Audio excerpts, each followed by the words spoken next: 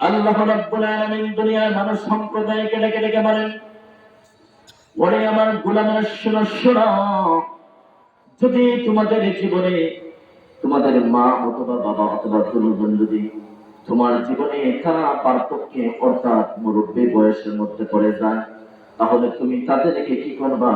ইয়াবলুগান্না ইনদাকাল কিবারা আহাদুহুমা আও কিলাহুমা ফালা তাকুল লাহুমা উফফিন ওয়ালা তানহারহুমা।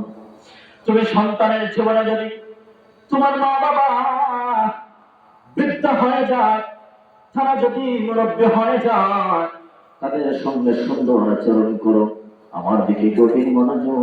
তোমার আচরণ থেকে যেন তোমার মা বাবা কোশ্চিন কেন কোনো কষ্ট না পায়, এমনকি তোমার মা বাবা যেন তোমার আচরণ থেকে এইরকম বেদনা দেয়, কথা না বলে। যদি স্বাভাবিক তোমার মা বাবা এইরকম শব্দ বলে, আল্লাহ রাব্বুল আলামিন তোমার মা বাবার পক্ষ থেকে বদদুয়া কবুল করে নিবে। মা বাবা যদি সন্তানের প্রতি ডাইরেক্টলি বদদুয়া না দেয় যে আল্লাহ আমার এই খোলা মিনারকে তুমি গাড়ির নিচে ফেলাইয়া একদম নিমিষে শেষ করে দাও, আমরা হয় আগুনে জ্বালাই দাও, এইরকম বদদুয়া করলে তো আল্লাহ ডাইরেক্ট কবুল করে ফেলবে। কিন্তু মুফাসসিরিনে কেরামগণ এই আয়াতের ব্যাখ্যাতে বলেছে, যদি মা বাবা একটাবার মাত্র উফ আহ এইরকম শব্দ করে, সঙ্গে সঙ্গে মার তরফ থেকে আল্লাহ বদদুয়া কবুল করে নেয়। সন্তান সাবধান হয়ে যাও, এই কলিজার টুকরা মা বাবার প্রতি কোশ্চিন কালো তুমি বেয়াদবি করবে না। সম্মানিত প্রশ্ন লক্ষ্য করুন, এই মা বাবার সঙ্গে যদি আপনি বেয়াদবি করেন, এই মা বাবার সঙ্গে যদি আপনি অসন্তুষ্টমূলক আচরণ করেন, মা বাবাকে কষ্ট দিয়ে যদি তাদের জীবনে আপনি চলাফেরা করেন, আর সেই জায়গা থেকে যদি আপনার আমার কলিজার টুকরা জনম দুঃখী মা, কলিজার টুকরা বাবা যদি কষ্ট পেয়ে যায়, বাবা সামনে আপনার সম্মুখে কান্না করবে না। বাবা একা একা গিয়ে আরামের মধ্যে আনা হয়ে করে দরজা বন্দি করে আপনার আমার বাবা ইজ্জতের হয়ে কান্না করবে। সন্তান এমন সন্তান আছে মা বাবাকে মারপিট পর্যন্ত করে আসছে না, আরো যেরকম আছে না নাই? কলিজার টুকরা মা বাবাকে আঘাত করে। হ্যাঁ যুবক ভাই, তোমাকে বলতে চাই, একটা বার গভীর মনোযোগ দিয়ে দেখো, যে মা তোমাকে 10 মাস 10 দিন পেটের মধ্যে রেখেছে রে ভাই, পেটের মধ্যে রেখেছে, আমার কথা নয়।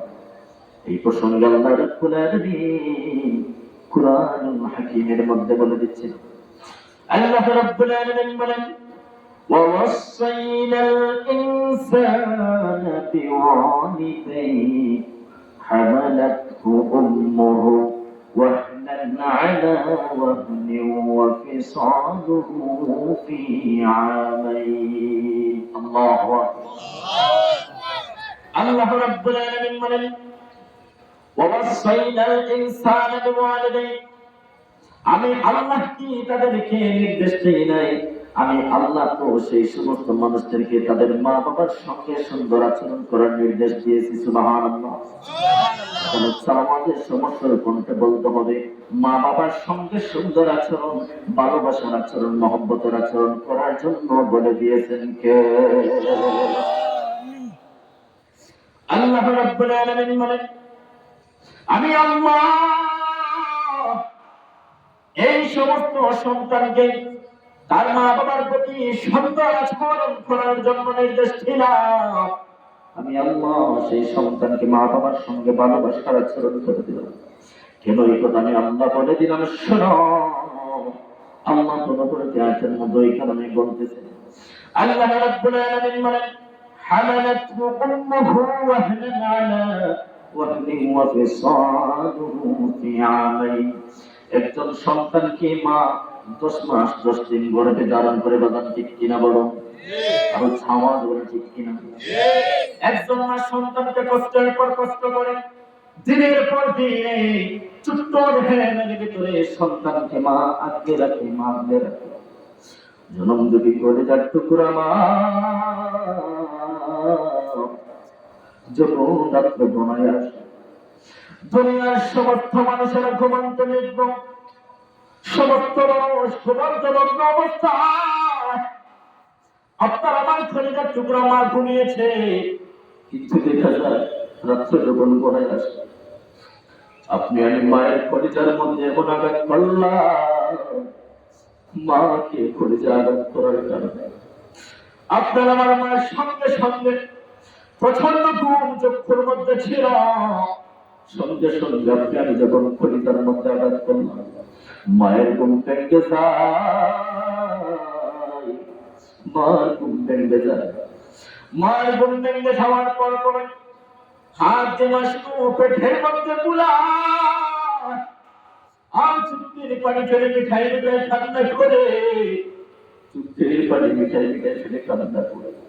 ওইদিকে যখন মনে হয় মায়ের কিছুদিন পরে আমার কলেজার টুকরা সন্তান দুনিয়ার জমিনে আগমন করবে, সঙ্গে সঙ্গে মায়ের চোখের পানি পরিত্যাগ হইয়া আল্লাহর তরফ থেকে মায়ের মুখে হাসি ফুটে যায়,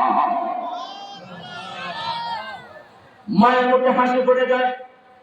মায়ের যখন মনে হয় কিছুদিন পর আমার কলেজার টুকরা সন্তান দুনিয়ার জমিনে আগমন করবে, আমি মাকে মা বলে সন্তান ডাক দিলে মায়ের মায়ের লেগে মা কান্না ভঙ্গ করে। মা যখন কান্না ভেঙে দেয়, স্বামী ঘুম থেকে জাগ্রত হয়ে দেখে আপনার আমার মা বসে বসে সারা রাত্র কাটায় দিচ্ছে। বাবা ঘুম থেকে উঠে বলে, কলেজার টুকরা দেবে, এত গভীর রাত্র দুনিয়ার সমস্ত মানুষ ইতিমধ্যে ঘুমন্ত, কলেজার টুকরা বিবি, ওরে বিবি তুমি কেন সদা, তুমি কেন সদা দুঃখের মধ্যে পানি কেন?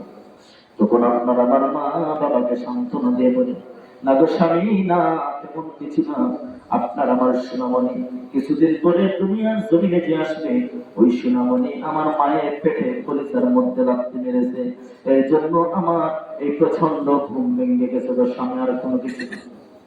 আপনি আমি মাকে শুধু এই কষ্ট দিই না, মা যখন সারাদিন উপোস অবস্থায় থাকে, মায়ের যখন পেটের মধ্যে খিদা লেগে যায়, মা যখন ভাতের প্লেট নিয়ে সামনে খাইতে বসে, মা কিছু লোক মা যখন খেয়ে ফেলে হঠাৎ করে আপনি আমি মায়ের কলিজার মধ্যে লাথি মারি, লাথি মারার সঙ্গে সঙ্গে মায়ের পেটা উঠে যায়, মায়ের পেটা উঠে যায়।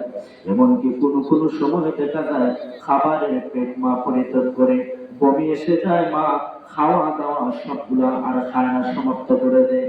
এই যে আপনি আমি কলিজার মধ্যে মায়ের লাথি মারি, মায়ের লাথি মারার সঙ্গে সঙ্গে মা সমস্ত খাদ্য পরিত্যাগ করে দেয়। চিৎকার মেরে বলুন আল্লাহু আকবার। আপনার আমার জন্য মা কষ্টের পর কষ্ট করে আপনাকে আমাকে দুনিয়ার জমিনে সুন্দর আলোকময় জগৎ দেখানোর জন্য মা কষ্ট করে দিনের পর দিন কষ্ট করতে, ঠিক না বাবা?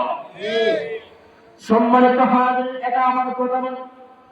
অন্য আয়াতে কারিমার মধ্যে আল্লাহ রাব্বুল আলামিন বলেন, হামালাতহু উম্মুহু কুরহান ওয়া ওয়াদাআতহু কুরহা। চিৎকার মেরে বলুন আল্লাহু আকবার। মা তার সন্তানকে কষ্ট করে গর্ভে ধারণ করে, এই কথা বলে শুধু তাই নয়, আল্লাহ রাব্বুল আলামিন কুরহা ওয়া ওয়াদাআতহু কুরহা বলে এই জায়গার মধ্যে উল্লেখ করে, যেইভাবে মা সন্তানকে পেটের মধ্যে লালন পালন করে রাখে, রেহেমের মধ্যে রাখে, যখন আপনি আমি দুনিয়ার জমিনে আগমন করব, তখন আপনার আমার মা প্রসব করার ক্ষেত্রে আরো অধিক অধিক বেশি পরিমাণে কষ্ট পায়। চিৎকার মেরে বললাম আল্লাহু আকবার। মা যখন দুনিয়ার জমিনে সন্তানকে প্রসব করবে, আলহামদুলিল্লাহ আমার বাবারা চলে আসতেছে, দেখছেন আস্তে আস্তে যারা মা বাবার প্রতি মহব্বত আছে সবাই চলে আসে। দেখবেন যখন বলতে চেয়েছিলাম প্রসব করে মা সন্তানকে তখন আরো বেশি কষ্ট পায়, তখন একটা মা জাতি জানে তখন সন্তানকে প্রসব করবে সে মারা যাবে না জীবিত থাকবে, তখন ওই সময় সে উঠতে পারে না, তার কাছে মনে হয় যে সে বারবার মনে হয় সে হয়তো দুনিয়ার জমিন থেকে চলে যাবে। ওই সময় সায়েন্স বিজ্ঞান মানে স্বাভাবিক একজন মানুষ